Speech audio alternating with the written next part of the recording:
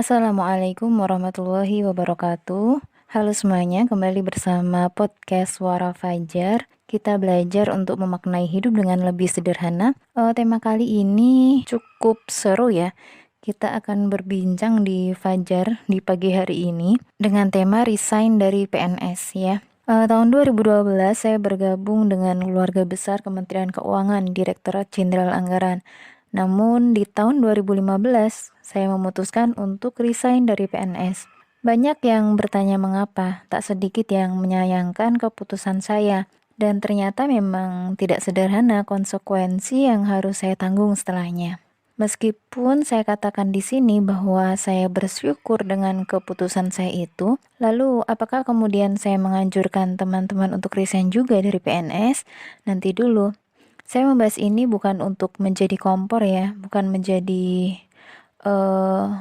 bukan mendorong teman-teman untuk kemudian keluar dari pekerjaannya, tapi saya membahas ini dengan tujuan semoga bisa menambah wawasan dan membantu pertimbangan teman-teman yang saat ini mungkin sedang dilema, sedang galau dengan dua pilihan, terutama yang sudah menikah ya, apakah nanti akan tetap bekerja atau resign saja dari pekerjaannya. Oke teman-teman, pembahasan tentang resign ini akan saya bagi menjadi 3 bagian ya. Yang pertama adalah alasan resign, kemudian tantangan resign, dan sharing pengalaman resign, kegiatan-kegiatan setelah resign. Oke, nah sebelumnya mungkin ada yang bertanya nih, lah kalau memang mau resign, kenapa dulu masuk PNS? Mungkin ada yang bertanya seperti itu ya. Jadi perlu diketahui bahwa ada banyak hal dalam hidup ini yang sangat dinamis, termasuk tentang bagaimana pola pandang kita atas kehidupan kita ya, yang di dalamnya termasuk pekerjaan. Nah, seperti kami, alumni perguruan tinggi kedinasan, awalnya memang ingin segera bekerja menjadi PNS ya. Apalagi PNS itu cita-cita sebagian besar orang tua kami. Dan kami juga ingin meringankan beban orang tua. Kami tidak perlu membayar uang kuliah kan. Namun ternyata sepanjang perjalanan atau dalam perjalanan kami menyadari bahwa ada konsekuensi besar yang memang harus kami ambil. Ya, sebelumnya kami sudah tanda tangan sih, sudah tahu konsekuensi ini, tapi kami baru menyadari bahwa ini bukan main-main konsekuensinya. Yaitu apa? Bahwa kami harus ikut aturan negara, termasuk masalah penempatan. Nah, awalnya memang kami tidak ada masalah, tapi kemudian berjalannya waktu, bertambahnya usia, kemudian kita bertambah wawasan, pengalaman hidup, membuat kami merasa bahwa ada hal yang pada akhirnya harus dikorbankan, ada hal yang harus mendapat prioritas. Nah, untuk itulah muncul beberapa alasan yang akan saya jabarkan dalam podcast kali ini. Oke, teman-teman, hal-hal yang saya sampaikan di sini ini tentu tidak akan mewakili seluruh keadaan teman-teman. Ini hanya sebagian kecil saja dari keadaan yang bisa saya tangkap, yang saya dapat dari hasil sharing, dari pengalaman sendiri. Jadi sebelumnya saya mohon maaf jika pasti akan terkesan sangat subjektif. Tapi semoga tetap bisa memberikan gambaran kepada teman-teman tentang topik kita kali ini. Oke, langsung aja ya. Nah, beberapa alasan seorang wanita setelah menikah dia akan resign dari pekerjaan. Dalam hal ini kita khusus membahas PNS ya, atau pekerjaan lain yang mengharuskan seorang wanita hadir pada waktu yang sama, pulang pada waktu yang sama gitu. Harus keluar rumah lah intinya. Yang pertama adalah terkait dengan masalah pengasuhan anak. Ini masalah yang sangat krusial teman-teman. Dan memang paling sering menjadikan seorang wanita itu dilema gitu, berkepanjangan dalam mengambil keputusan. Kita tahu bahwa anak adalah buah dari pernikahan kan, yang tentunya sangat dinanti oleh pasangan suami istri. Anak adalah harapan orang tua, kemudian ya untuk masa depan yang lebih baik lah di kemudian hari. Jadi anak itu adalah sebuah amanah yang besar bagi kita, yang harus kita rawat, yang harus kita didik dengan baik ya, agar kelak menjadi anak yang baik, anak yang solihah, yang kelak bisa mendoakan orang tuanya, ya kan? Nah, tentu kita sebagai orang tuanya, kita ingin dong memberikan pendidikan terbaik, ingin memegang kendali sendiri dalam mendidik anak-anak kita. Karena kalau dengan campur tangan pihak lain itu bisa jadi ada ketidakcocokan visi, cara mendidik. Apalagi kalau sampai ada pemahaman-pemahaman yang mungkin tidak sama antara kita dengan mereka yang menemani dengan yang kita minta menemani anak kita. Seperti itu. Nah, saya yakin semua orang tua mengkhawatirkan masalah ini, memperhatikan masalah pendidikan bagi anak-anaknya. Ketika anak diasuh oleh pihak lain, tentu kendalinya itu tidak akan sebesar saat anak diasuh oleh orang tuanya kan. Itulah yang kemudian membuat sebagian wanita memutuskan keluar agar dia bisa memegang alih sendiri gitu, memegang kendali sendiri 100% atas pendidikan anaknya gitu. Dia ingin memastikan bahwa pendidikan anaknya itu karena dipegangnya sendiri, jadi itu ingin dipastikan bahwa itu lebih baik untuk anak-anaknya. Namun perlu digarisbawahi, bukan berarti setiap anak yang dididik langsung oleh orang tuanya itu langsung melejit gitu anaknya, enggak juga. Atau sebaliknya, bukan berarti anak yang tidak diasuh oleh orang tuanya langsung itu otomatis menjadi anak yang nakal, anak yang gagal. Enggak. Kita tidak bisa mengambil keputusan seperti itu. Tapi setidaknya ini menjadi alasan seorang wanita untuk keluar dari pekerjaannya karena dia ingin mendidik anaknya sendiri.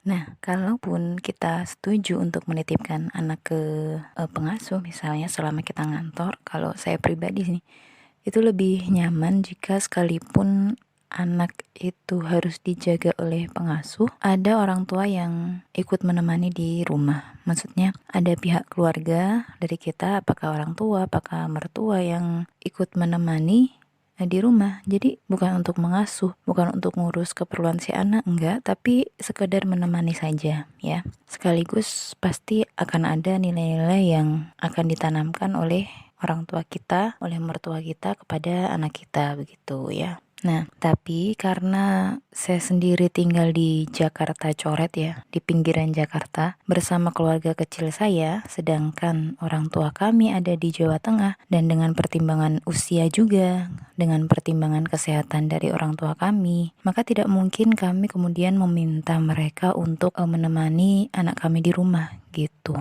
Kemudian kami juga tidak bisa, kami sudah mencoba untuk daycare juga ya. Gimana kalau menitipkan anak ke daycare? Ya bisa juga, tapi pada waktu itu memang untuk daycare di kantor itu kan harus antri segala macam ya. Kemudian yang di dekat rumah itu pernah mencoba, tapi ya ada hal-hal yang kami kurang nyaman di situ. Pernah juga kami mencoba untuk menitipkan anak kami ke seorang pengasuh di rumahnya gitu. Jadi pengasuhnya tuh nggak datang ke rumah, tapi kita naruh anak kami ke rumahnya. Tapi itu juga cuma betah beberapa hari ya, karena ada beberapa hal juga yang tidak nyaman. Ya intinya kita sudah mencoba berbagai hal lah ya, sehingga kemudian keputusan terakhirnya adalah ya udah saya keluar aja gitu. Nah teman-teman, ada juga kawan yang kemudian memutuskan resign dari PNS ya, itu karena anak-anaknya mengalami perkembangan yang perlu pantauan khusus ya, apa dari kesehatannya, fisiknya, ataupun perkembangan misal akhlaknya, kemudian kebutuhan penjagaan di pergaulannya, agamanya, butuh pengkondisian yang lebih intens, yang dalam hal ini hanya bisa dilakukan oleh orang tuanya. Nah ini juga bisa menjadi pertimbangan, dan ini juga menjadi pertimbangan kawan kami untuk memutuskan keluar dari pekerjaannya. Ini terkait dengan anak ya, jadi tadi ada masalah tidak menemukan pengasuh lah, kemudian anak perlu pantauan khusus dan memang ingin mendidik anaknya sendiri gitu. Alasan yang kedua adalah terkait dengan pekerjaan, terkait dengan profesi, terkait dengan ya keinginan dirinya ya. Karena teman-teman bekerja di kantor, dalam hal ini adalah PNS, ini artinya kita harus siap dengan waktu berangkat dan pulang di waktu yang telah ditentukan oleh kantor. Kita tidak bisa bebas seenaknya sendiri mengatur jadwal kapan kita masuk dan kapan kita boleh keluar. Nggak bisa ya, karena kita harus ikut ketentuan yang ada di kantor kita. Nah, bagi sebagian orang di mana kantornya itu lokasinya cukup jauh dari rumah atau tempat tinggalnya, nah ini seringkali bagi sebagian orang merasa kesulitan. Misalnya dari Bogor ke Jakarta, ini banyak sih. Tapi mungkin ada beberapa orang yang merasa cukup kesulitan dengan menghadapi kondisi pulang kerja seperti ini setiap hari. harus dari habis subuh sampai nanti malam ba'da isya itu baru sampai di rumah gitu. Bahkan dia harus mendapati anaknya ketika dia bekerja masih tidur, dan ketika dia sampai rumah anaknya sudah tidur lagi. Nah, seperti itu. Mungkin ada yang tidak masalah ya, tapi sebagian ada yang merasa itu hal yang menjadi masalah. Mungkin nanti terkait dengan kedekatan anak dengan dia ya, meskipun bisa disiasati dengan yang dengan aktivitas yang lain, misalnya di akhir pekan atau dengan selalu menjalin komunikasi selama dia di kantor dan sebagainya, sangat bisa ya, sangat bisa disiasati kalau mau. Tapi bagi sebagian orang hal itu tidak mudah untuk dilakukan. Kemudian selain terkait dengan jam kantor, ada yang kemudian merasa bahwa pola kerja, kemudian tugasnya di kantor itu tidak sesuai dengan dirinya gitu. Bahkan dia merasa yakin kalau misalnya dia keluar dari kantor itu dia bisa lebih maksimal dalam mengembangkan potensi dirinya. Dia lebih merasa akan bisa lebih berkembang. Atau ada juga yang karena ya mungkin kondisi kantornya, kondisi teman kerjanya yang kemudian membuat dia tidak aman sebagai seorang wanita, ya kan? Karena seorang wanita misalnya ada banyak hal yang memaksa dia harus pulang malam misalnya, sehingga cukup membahayakan bagi dirinya ya. Ini juga ada yang seperti itu. Kemudian ada juga teman-teman yang memang keluar karena ingin mengembangkan bisnis atau usahanya sendiri gitu. Jadi dia sudah merintis bisnis nih dari kecil, dikembangkan terus kok akhirnya bisnisnya berkembang nih. Nah, rasanya kalau dia tetap menjadikan bisnis itu sebagai pekerjaan sampingan, maka bisnisnya nggak bisa maksimal nih perkembangannya, atau memang butuh satu orang yang fokus nih untuk ngurus bisnisnya supaya bisa lebih semakin berkembang lagi, maksimal lagi gitu. Maka dia memutuskan untuk keluar. Nah, ini alasan yang kedua. Ini bisa juga jadi pertimbangan kita kenapa kita keluar dari pekerjaan kita, dalam hal ini keluar dari PNS, oke? Nah, sekarang poin ketiga adalah terkait dengan pasangan kita. Ya, teman-teman, sebagaimana kita sudah ketahui bersama, terutama beberapa PNS di instansi tertentu atau kebanyakan instansi, bahwa menjadi PNS artinya kita siap ditempatkan di seluruh Indonesia. Maka dengan kondisi seperti ini, dengan konsekuensi seperti ini, potensi untuk nantinya kita menjalani long distance marriage ya, LDM, LDR itu lebih besar ketika ya memang nanti kita sudah saatnya menikah ya. Ketika kita sudah menikah, peluang untuk kalau misalnya kita menikahnya dengan sesama PNS, maka ada kemungkinan kita akan menjalani LDM ya. Mungkin istrinya di Jakarta, suaminya di Sumatera misalnya.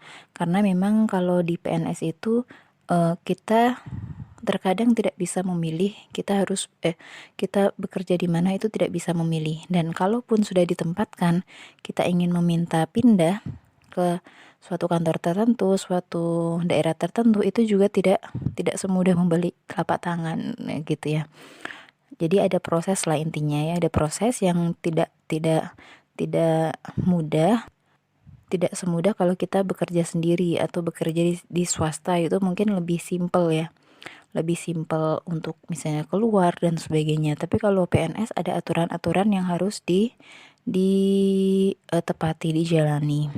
Nah, terkait dengan LDM ini teman-teman, LDR dengan pasangan itu tidak mudah ya. LDM atau LDR itu tidak mudah ya. Tidak semua pasangan itu sanggup menjalani segala konsekuensinya. Karena ya yang deket aja kadang bingung ya. Tapi ada sih yang bisa bertahan bertahun-tahun gitu, sampai anaknya besar-besar juga ada. Tapi tidak semua pasangan sanggup melakukan itu karena memang konsekuensinya lebih berat. Kayak urusan komunikasi aja ini, kalau nggak diatur dengan sebaik-baiknya, kalau nggak dikelola dengan benar, dengan bagus, itu bisa menjadi masalah selama hubungan jarak jauh ini gitu ya. Belum lagi kalau nanti sudah punya anak ya, itu biasanya yang lebih repot itu adalah ibunya ya. Dia harus mengurus anak sendiri ya, mungkin dibantu oleh asisten rumah tangga atau dibantu oleh pengasuh atau dibantu oleh orang tua. Tapi tentu si ibu selain harus memikirkan dirinya, memikirkan anaknya, dan dia juga masih harus berpikir tentang pekerjaannya di kantor gitu. Apalagi kalau kemudian rumahnya dengan kantornya itu ya jauh, jaraknya seperti tadi. Berangkat habis subuh sampai rumah habis isya.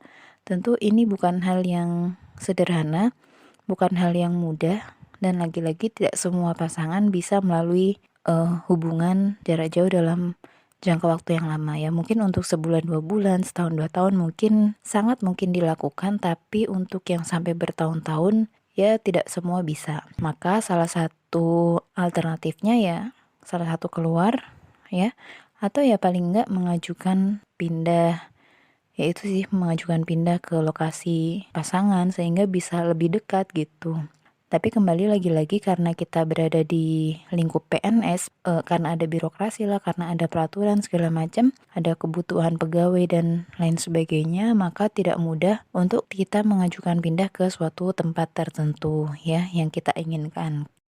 Nah, kemudian belum lagi ketika misalnya LDM-nya itu cukup jauh dari Jawa ke Kalimantan misalnya, atau Jawa ke mana ya? Ke Maluku misalnya, itu kan ya cukup jauh ya, dan dia ketika mungkin mau pulang, mau mau ketemu istrinya gitu, itu butuh biaya yang tidak murah ya, harus pesawat lah, atau mungkin karena lokasinya lebih jauh lagi harus ada naik kendaraan dulu lah, atau harus naik nyebrang danau dulu, nyebrang laut dulu dan sebagainya. Nah, itu tentu tidak simpel ya, tidak mudah ya. Butuh kesabaran luar biasa untuk kemudian teman-teman yang dalam posisi seperti ini tuh menanti kedatangan suaminya, kemudian mengalokasikan dana yang bisa jadi sekali pulang itu bisa di atas 10 juta gitu kan. Nah, itu tidak semua pasangan bisa. Maka ini yang terkadang menjadi pertimbangan suatu pasangan untuk kemudian meminta salah satu keluar dari PNS sehingga mereka bisa tinggal berdua, tidak perlu mengeluarkan biaya itu, begitu. Nah, masih terkait dengan pasangan ya. Memang bisa jadi suami istri tidak berada dalam situasi yang mengharuskan mereka LDM. Tapi bisa jadi pasangannya, suaminya itu memang ingin kalau istrinya itu tinggal di rumah aja. Suaminya ingin istrinya fokus di rumah, fokus nanti mendidik anak-anak. Ingin nanti fokus untuk ngurusin rumah aja gitu, nggak usah keluar-keluar rumah. Sehingga suaminya meminta istri keluar dari pekerjaannya ya. Itu juga ada untuk masalah pasangan ya. Ya, oke, ini poin ketiga yaitu masalah pasangan. Tadi apa aja ya, kita resume ya. Masalah anak, kemudian masalah pekerjaan, kemudian masalah pasangan, dan ini terakhir adalah karena memang ada keinginan pribadi. Ya, keinginan pribadi. Misalnya, seorang wanita yang punya yang role modelnya itu adalah ibunya misalnya. Ibunya adalah seorang ibu rumah tangga. Dalam hal ini, dia merasakan bahwa ketika dia kecil dulu, ibunya selalu menemani dia. Kemudian dia merasa nyaman dengan hal itu, dia merasa bisa dekat dengan ibunya membantu dia, bisa langsung selalu ada 24 jam, dan itu membuat dalam benak dia itu, ya nantinya wanita itu akan seperti itu gitu. Kalau udah menikah, kalau udah punya anak, nantinya dia akan ada di rumah menemani anak-anaknya gitu. Jadi memang dia punya keinginan, ya udah nanti kalau saya sudah menikah, kalau saya udah punya anak, ya saya akan di rumah aja gitu, menemani anak-anak saya, mendidik anak-anak saya di rumah saja, dan saya tidak bekerja ya. Ada yang seperti itu ya. Meskipun kembali ya, ada yang kemudian ya memang terpaksa harus masuk PNS dulu karena ya ikatan dinas dan sebagainya ya. Ya ada keterpaksaan di awal yang tadi saya sebutkan di awal ya. Kalau udah tahu pas sudah nikah akan menjadi ibu rumah tangga kok masuk PNS ya. Ya kembali tadi sudah kita sebutkan di awal ya, bahwa ada banyak hal yang sangat dinamis sekali dalam kehidupan ini yang kemudian membuat kita mengubah haluan, mengubah prinsip, mengubah keputusan, terutama keputusan-keputusan yang besar ya dalam hidup kita, itu sangat-sangat mungkin sekali untuk diubah.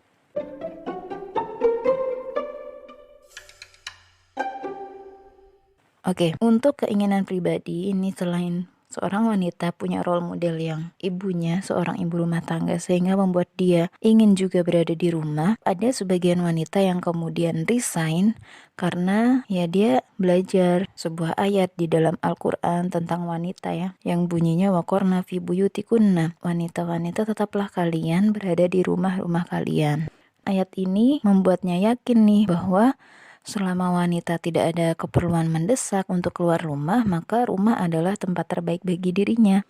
Tidak banyak sih yang meyakini hal ini, dan tidak banyak yang kemudian menjadikan alasan ini sebagai alasan dia keluar dari pekerjaannya. Ya, mungkin beberapa wanita menganggap bahwa ya rumah sekedar rumah. Padahal jika mau ditelaah lagi, seorang wanita kalau di rumah itu berpeluang memperoleh banyak sekali pahala.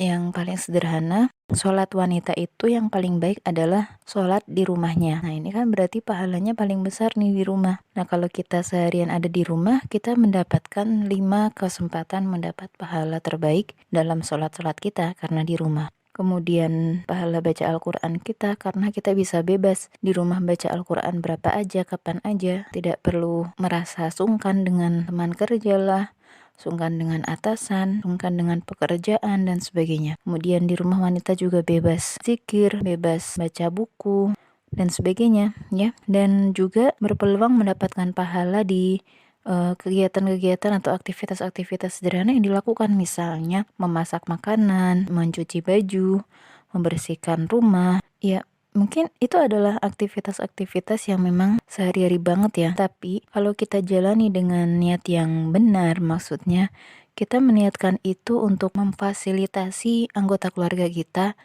dalam melaksanakan ibadahnya kepada Allah, maka tentu kita berharap bahwa itu juga menjadi hitungan pahala yang besar untuk kita. Karena kan kalau kita memudahkan orang beribadah, itu kan kita dapat pahala ibadah juga kan. Betapa besar peluang pahala yang didapat oleh seorang ibu ketika dia mau mengerjakan semuanya sendiri dan meniatkannya dengan benar. Bukan sekedar karena keterpaksaan, tapi memang diniatkan dengan benar. Belum lagi kalau urusannya dengan pendidikan anak. Ini adalah sebuah investasi yang sangat besar, bisa mengajarkan 1-2 huruf hijaiyah kepada anak bisa mengucapkan dengan benar.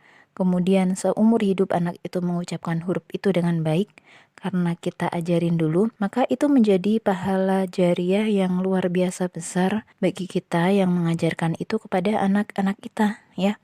Itu baru 1 huruf ya. Belum kita mengajari sholat ke anak kita, belum kita mengajarkan akhlak ke anak kita, belum kita mengajarkan adab, kemudian mengajari anak ibadah-ibadah yang lain, pemahaman-pemahaman yang lain, meluruskan akidah-akidah anak, dan sebagainya. Itu Masya Allah peluang pahalanya sangat besar ya, sangat besar sekali.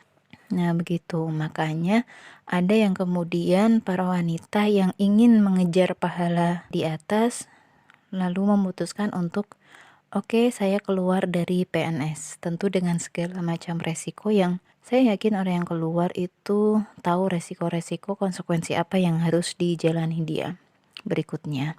Demikian teman-teman ya, beberapa alasan yang bisa saya jabarkan. 4 ya, jadi masalah pengasuhan anak, masalah pekerjaannya itu sendiri, kemudian masalah pasangan, dan yang keempat adalah masalah pribadi ya, keinginan pribadi untuk kemudian resign dari pekerjaan, terutama dalam hal ini kita bahas adalah resign dari PNS. Oke, kira-kira dari beberapa alasan yang saya jabarkan itu, ada nggak alasan yang makin menguatkan teman-teman untuk, oh ya oke baik saya harus resign dari PNS?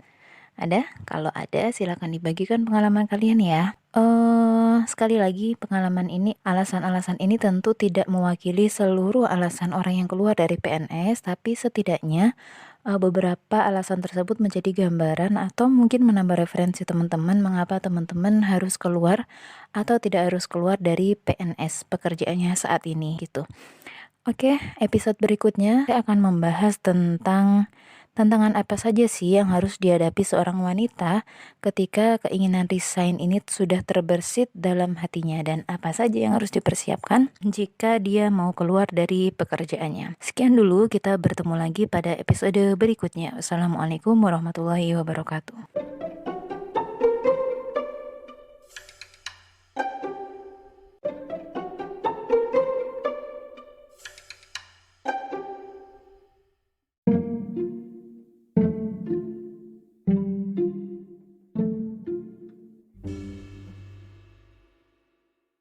Assalamualaikum warahmatullahi wabarakatuh.